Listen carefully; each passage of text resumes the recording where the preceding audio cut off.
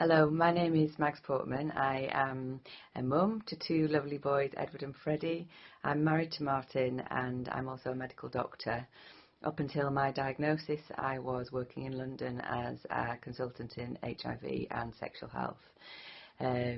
My area of interest was, and still is, very much HIV prevention, so there was something kind of sadly ironic about me being diagnosed with a preventable cancer in January 2017 in terms of pleural mesothelioma.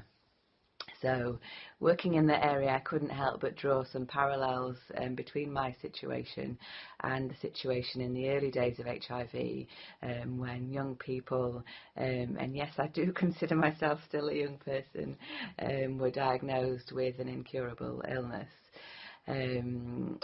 But, however, I've observed in HIV that investment in research and the development of amazing antiretroviral drugs means that people can now, when diagnosed early enough, and they can start effective antiretroviral therapy, and they can live a normal life expectancy, and they're not infectious to their sexual partners.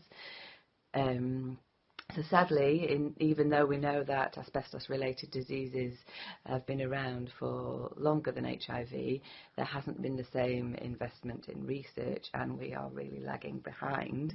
So that's why it's really exciting to hear about this new initiative from Mesothelioma UK.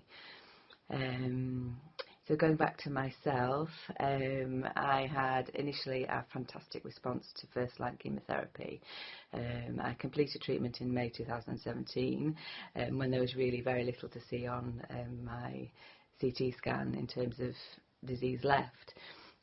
However, as is the way, unfortunately, with mesothelioma, in pretty much all cases, I had recurrence of disease after only 4 months. I had some further chemotherapy in December, January, which didn't make any difference. The disease continued to progress, and I very recently started immunotherapy, which I'm having to pay for, and it's really too early to see whether that's making a difference. However, the one thing over the course of my treatment has been the knowledge and awareness of the clinical trials that are out there. And Mesothelioma UK and the nurses, particularly Liz Dallas, and thank you, Liz, have really been invaluable in keeping me informed as to what's going on and what's available. And I really do see that clinical trials as a glimmer of hope. It would be very, very difficult to, I think, cope without knowing that there's something else available out there, even though the benefit of that at the moment is undetermined. I feel very, very passionate about the value of clinical trials and research, but this needs investment. So research does change lives, and I am constantly heartened by my patients, some of whom are long-term survivors who were diagnosed with HIV in the 1980s and are still here today.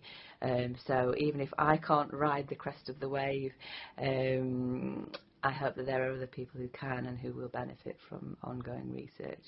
So thank you, everybody.